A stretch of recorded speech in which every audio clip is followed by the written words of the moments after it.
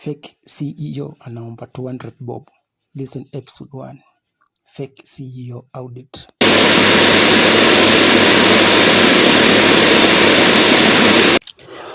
Uko Cute Radio episode 1. Mimi ni Kaka Focus. Nairobi dating ni scam. Na leo tunafanya red flags audit. Case number 1. The fake CEO. So brand bio yake inasema CEO Investor Asla Dubai.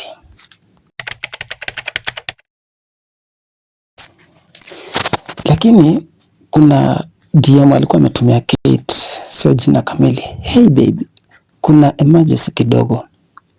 Nitumie 200 bob, nimalizie rent. Deal ya 2M imestack.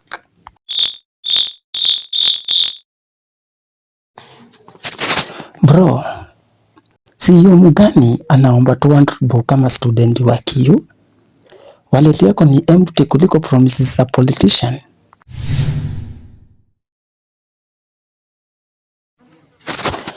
Karibu kwenye roast time.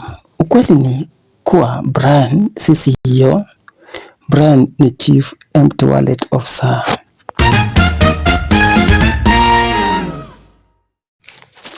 Buda, kama uko stuck, tala ni 2 minutes. Acha kuoba DM sahibu.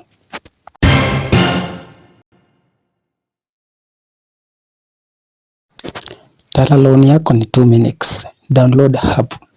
Uko Cute Radio inakusort. Tara because real hustlers don't beg 200 bob.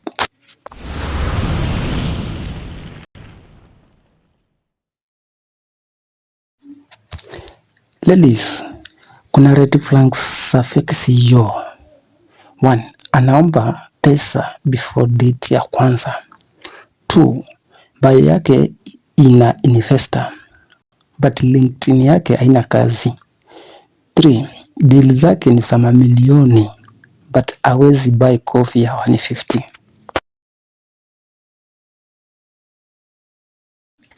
Fantict.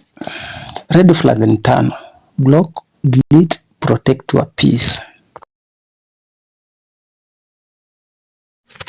Hii ilikuwa Uko Cute Radio episode 1 fake CEO audit. Next week Jimrat anakuambia unafaa lose weight but yeye ni kitambi.